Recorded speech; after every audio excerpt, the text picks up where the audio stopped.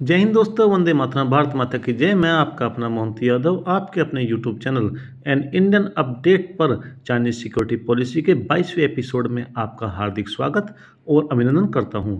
दोस्तों, आज बात करेंगे हम एक बार फिर यूएस चाइना के बारे में। जैसा कि आपको पता है कि कोल्ड वार के ज़माने में यूएसए को चाइना की ज़रूरत थी रशिया के खिलाफ, और रशिया को ज़रूरत थी चाइना की अमेरिका के खिलाफ। लेकिन उस वक्त को पहचानते हुए चाइना ने यूएस के साथ देना ज़रूरी समझा, क्योंकि ताइवान के मुद्दे पर वह भी फंसा हुआ था और वह चाहता था यूएसए ताइवान के मुद्दे पर या तो शांत रहे या वह चाइना का सपोर्ट करे। और चाइना ताइवान के मुद्दे पर यूएसए को दबाते हुए बहुत सारे ट्रेड बेनिफिट्स देता रहा, समय समय पर टेक्नोलॉजी देता रहा और अपना डेवलपमेंट करता रहा। लेकिन जैसे ही कोल्ड वार समाप्त हुआ, रशिया का पतन हुआ, सोवियत संघ खत्म हुआ, तो अमेरिका को समझ में आ गया अब उसे चाइना की ज़रूरत नहीं है। और जब 1995 में ताइवान प्रीमियर की जब अमेरिका विजिट हुई तो चाइना को अच्छा नहीं लगा और चाइना ने उसको ऑब्जेक्ट किया। और जब अक्टूबर 1995 में अमेरिका के प्रेसिडेंट क्लिंटन और चाइनीज प्रीमियर जियांग की मुलाकात न्यूयॉर्क में होती है, तो जियांग इस बात पे जोर देते हैं कि उसे ताइवान के मुद्दे पे पॉलिसी शिफ्ट नहीं करना चाहिए और चाइना का सपोर्ट करना चाहिए।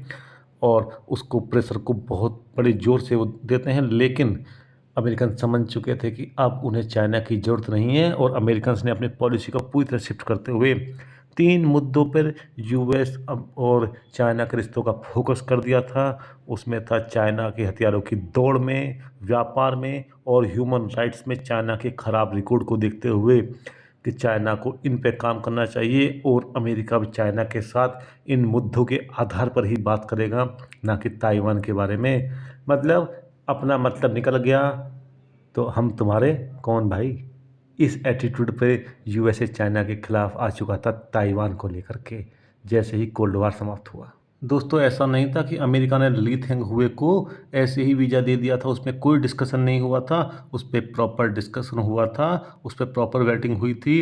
एनएससी यानी नेशनल सिक्योरिटी काउंसिल्स के ऑफिशियल्स ने इस वीज़ा का विरोध भी किया था, लेकिन फिर भी सीनेट ने मई में 97 के मुकाबले 1 वोट से और हाउस ऑफ रिप्रेजेंटेटिव्स ने 360 के मुकाबले 0 वोट से इस वीज़ा देने को सपोर्ट किया था, और जिसको कि प्रेसिडेंट ने बाद में एक्सेप्ट किया था।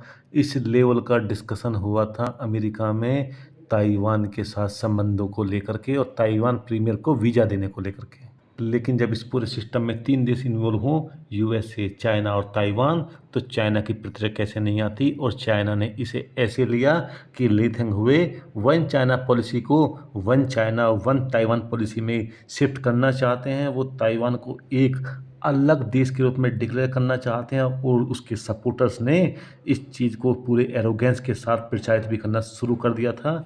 उसी समय ताइवान के ट्रुप्स ने डिफेंसिव एक्सरसाइज की कि यदि चाइना के ट्रुप्स ताइवान में लैंड होने की कोशिश करता है तो वह उसे कैसे मेंटेन करेगा, उसे कैसे प्रतिरोध करेगा, उसकी एक्सरसाइज भी की गई। और अमेरिका रवाना होने से पहले ही ली थेंग हुए ने डिक्लेयर किया था कि वह यूनाइटेड नेशन में एडमिशन के लिए $1 बिलियन तक खर्च करने के लिए तैयार है। और चाइना ने ली थेंग हुए को दिए हुए वीज़ा को एक सिंगल इंसिडेंस के रूप में लेने के बजाय एक घटनाओं के क्रम के रूप में लिया, जिसमें कि 1992 में जॉर्ज डब्ल्यू बुश प्रशासन ने 150 F-16 वार प्लेन को ताइवान को बेचने की मंजूरी दे दी थी। जबकि पहले ही यूएस चाइना इस मुद्दे पे 1982 में एक एग्रीमेंट कर चुके थे, लेकिन अमेरिका ने उसकी भी परवाह नहीं की थी। 1994 में क्लिंटन प्रशासन ने अपनी पॉलिसी को ताइवान में कुछ और शिफ्ट किया, कुछ प्रोटोकॉल का लेवल यूएस ट्रीटमेंट का ताइवान के ऑफिशियल्स के ऊपर बढ़ाया था। और इस तरह से कंटिन्यूसली चीज़ें चल रही थी, एक के बाद एक चीज़ें घट रही थी। और चाइना समझ रहा था कि यूएसए की पॉलिसी शिफ्ट हो रही है और ताइवान इंडिपेंडेंस की तरफ जा रहा है, या ताइवान में जो इंडिपेंडेंस को सपोर्ट करने वाले लोग हैं उनका मोरल बढ़ रहा है। और चाइना ने इस चीज़ को एक तरह से अपनी संप्रभुता पे हमले के रूप में लेना शुरू कर दिया था, और उसका रिजल्ट भी आया था 1995-96 के ताइवान स्ट्रेट संकट के रूप में। और ऐसा नहीं था कि ली सिर्फ अमेरिका की तरफ ही देख रहा था। ली ने अपने ऑपरेशंस को जापान में, वेस्टर्न यूरोप के कंट्रीज़ में, साउथ ईस्ट एशिया में, पूरी दुनिया में करना शुरू कर दिया था। उसके चलते वह पूरी दुनिया से ताइवान के इंडिपेंडेंस के लिए वैधता चाहता था, और इस पूरे सीन में ली एक तरह से राष्ट्रनायक के रूप में उभर रहा था। वह अमेरिका और फॉरेनर्स की हेल्प से ताइवान को एक इंडिपेंडेंट देश के रूप में मानना चाहता था। यह बात चाइना पूरी तरह से समझ रहा था और इसी के चलते यूएस और चाइना के रिश्ते एक नए दौर में प्रवेश करने वाले थे या प्रवेश कर रहे थे। जहाँ से वो एक समय निकल के आए थे, वो वापस वहीं जा रहे थे। और चाइना के थिंक टैंक को ये समझ में आने लगा था कि यूएसए की पॉलिसी शिफ्ट उसके देश की शिफ्ट की नहीं है, बल्कि यूएसए का जो इंटरनल पॉलिटिकल सिस्टम है, पॉलिटिकल प्रेशर है, उसका भी रिजल्ट है। यूएसए की सीनेट में बहुत ज़्यादा एंटी चाइनीज और प्रो ताइवान फोर्सेस एक्टिव हैं, जिसके चलते यूएसए की पॉलिसी में शिफ्ट आ रहा है। उसने यूएसए के साथ में गुहार लगानी शुरू करी कि आप जो हमारे पहले समझौते हो चुके हैं उनका सम्मान कीजिए, अपनी घरेलू प्रेशर की राजनीति के चलते आप पॉलिसी शिफ्ट मत कीजिए। इस तरह की चीज़ें भी चाइना की तरफ से यूएसए के लिए उस समय आने लगी थी। और इन सब बातों के जवाब में अमेरिका ने जवाब दिया कि उसने चाइना यूएसए के किसी भी संधि का कोई वायलेशन नहीं किया है, और जो भी काम किए गए हैं वो संधि के तहत ही किए गए हैं और आगे भी वे ली का स्वागत करता रहेगा। लेकिन चाइना यूएसए संबंधों को ध्यान में रखते हुए, जो कि वो पहले भी रख रहा है, वह किसी भी संधि को वायलेट नहीं कर रहा है, ना ही करेगा, और अपने ताइवान के साथ अनऑफिशियल संबंधों को बढ़ाता भी रहेगा। इस तरह से अमेरिका ने चाइना को कोई भी रिलीफ देने से मना कर दिया और रिलीफ देने से मना नहीं करने के लिए भी मना नहीं किया। मतलब मैं ऐसा ही करूँगा और मानूंगा भी कुछ नहीं। यूएसए चाइना के संबंध को इस तरह से चल रहे थे। चाइना की चाहत थी कि यूएसए वन चाइना पॉलिसी को पूरी तरह से एक्सेप्ट करे और ताइवान के साथ जो उसके पहले संबंध थे वहीं पर पहुंचे। चाइना को विश्वास में लिए बगैर वे ताइवान के साथ किसी भी संबंध को आगे ना बढ़ाए, और अमेरिका सिर्फ और सिर्फ जुबानी आश्वासन देने के अलावा कुछ नहीं कर रहा था। और यह बात चाइना भी अच्छी तरह समझता था कि वह अमेरिका जब तक जुबानी संबंधों से आगे नहीं बढ़ेगा, जुबानी जमाखोरी से आगे नहीं बढ़ेगा, तब तक कुछ नहीं बदलने वाला और ताइवान के साथ चीज़ें लगातार ख़राब ही होती रहेंगी। और बदले में फेस सेविंग के लिए बीजिंग को भी तो कुछ करना था। बीजिंग ने डिसीजन लिया कि उसका डिफेंस मिनिस्टर छी हाउटिन और स्टेट काउंसिल ली गुनशियान की अब मुलाकात नहीं होगी। यूनाइटेड स्टेट के जो चाइनीज फ्री एयरफोर्स के चीफ का जो दौरा था उसको छोटा कर दिया गया।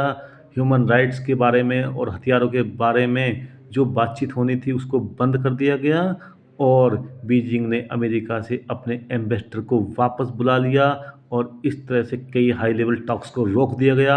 लेकिन यह सिर्फ फेस सेविंग से ज़्यादा कुछ भी नहीं था, क्योंकि यूएसए को पहले ही पता था यह सब चाइना करेगा। उसको बिल्कुल फ़र्क नहीं पड़ता था कि वो बातचीत करे ना करे, उसके लिए उसके राष्ट्रीय हित सबसे ऊपर थे और राष्ट्रीय हितों में उसकी हथियारों की इंडस्ट्री, जिसके दम पर वह ताइवान को बड़े पैमाने पर हथियार बेच रहा था और उस प्रॉफिट को यूएसए कभी नहीं खोना चाहता था। और हथियारों से भी बड़ी बात, ताइवान के चलते ईस्ट एशिया में यूएसए की स्ट्रॉन्ग प्रेजेंस बनी हुई है और वही स्ट्रॉन्ग प्रेजेंस ईस्ट एशिया को बैलेंस करती है चाइनीज पावर के सामने। और उसके बाद शुरू होता है शो ऑफ फोर्स, यानी कि अपनी ताकत का प्रदर्शन। चाइना ने डिक्लेयर कर दिया 18 जुलाई 1995 की वह 21 जुलाई से लेकर 28 जुलाई 1995 तक मिसाइल टेस्ट करेगा, नेवल टेस्ट करेगा और एयर एक्सरसाइज भी करेगा चाइना ताइवान के वाटर्स में, यानी कि ताइवान के समुद्र में। और उसने 6 सरफेस टू सरफेस मिसाइलें ताइवान से लगभग 100 मील की दूरी पर दागी और यह दिखाया कि ताइवान उसकी रेंज में है, वह जब चाहे चीज़ों को बदल सकता है, चीज़ों को संभाल सकता है। काउंटर में अमेरिका को भी उस इलाके में एंट्री करनी पड़ी अपने 2 कैरियर जहाज़ों के साथ में। और दोस्तों, जैसा कि हम जानते हैं चाइना ये सब ड्रामेबाजी तब करता है जब कोई बड़े लेवल की मीटिंग होती है, और यह मीटिंग होने वाली थी चाइनीज चियानचेन और वारेन क्रिस्टोफर अमेरिकन के बीच में ब्रुनेई में फर्स्ट हाई लेवल की यूएस चाइना मीट। और यह सब इसलिए किया गया था कि ताकि अमेरिका उनके सामने थोड़ा सा झुक करके बात करे कि हम शो ऑफ फोर्स कर रहे हैं, हम ताकत के दम पर भी चीज़ों को बदल सकते हैं, और जैसा कि चाइना अक्सर इंडिया के केस में करता रहा है। और इसके साथ चाइना का उद्देश्य एक और भी था। ताइवान में जो अपने डेमोक्रेसी समर्थक और ताइवान के इंडिपेंडेंस के समर्थक के लोग थे उनका मोरल डाउन करना था और उन्हें बताना था कि ताइवान चाइना का पार्ट है और जब चाहे चाइना ताइवान को अपने कब्जे में ले लेगा। उन्हें ऐसा कुछ नहीं करना चाहिए जिससे तबाही हो, बर्बादी हो और अमेरिकन डिफेंस सिस्टम उनकी रक्षा नहीं कर पाएगा। और कहीं ना कहीं चाइना इस बात को फैलाने में कामयाब भी रहा था। दोस्तों, हर एक लड़ाई हमेशा लड़ी जाए ज़रूरी नहीं होता। कई बार लड़ाई का शो भी बहुत इम्पोर्टेंट होता है और हम इंडियन पर्सपेक्टिव में अक्सर इस चीज़ को देखते हैं कि लड़ाई का शो बहुत ज़्यादा इम्पोर्टेंट हो जाता है। कई बार जब इंडियन और चाइनीज़ मिनिस्टर्स या ग्रुप ऑफ मिनिस्टर या ऑफिसर्स आपस में मिलते हैं, उस समय चाइना लंबे समय तक यही ड्रामा करता था कि वह भारत के साथ सीमा विवाद को उसी समय छेड़ता था जब दोनों देशों के बीच कोई मीटिंग होने वाली होती थी, ताकि सामने वाला कंट्री थोड़ा-सा दब करके बात करे और उसका कहीं न कहीं चाइना को फ़ायदा भी मिलता था। लेकिन परिस्थिति बदल रही है। अब शायद चाइना की भी ये बात समझ में आ रही है कि पुराने तौर तरीकों से नई लड़ाइयाँ नहीं लड़ी जा सकती। खैर दोस्तों, चाइनीज़ सिक्योरिटी पॉलिसी के बारे में बताने के लिए और भी बहुत कुछ है, उसके बारे में बताऊँगा मैं आपको अगले एपिसोड में। इस एपिसोड को मैं यहीं पे समाप्ति की घोषणा करता हूँ। यदि आपको ये एपिसोड पसंद आया है तो आप वीडियो को लाइक, चैनल को सब्सक्राइब ज़रूर करें। जय हिंद दोस्तों, वंदे मातरम, भारत माता की जय।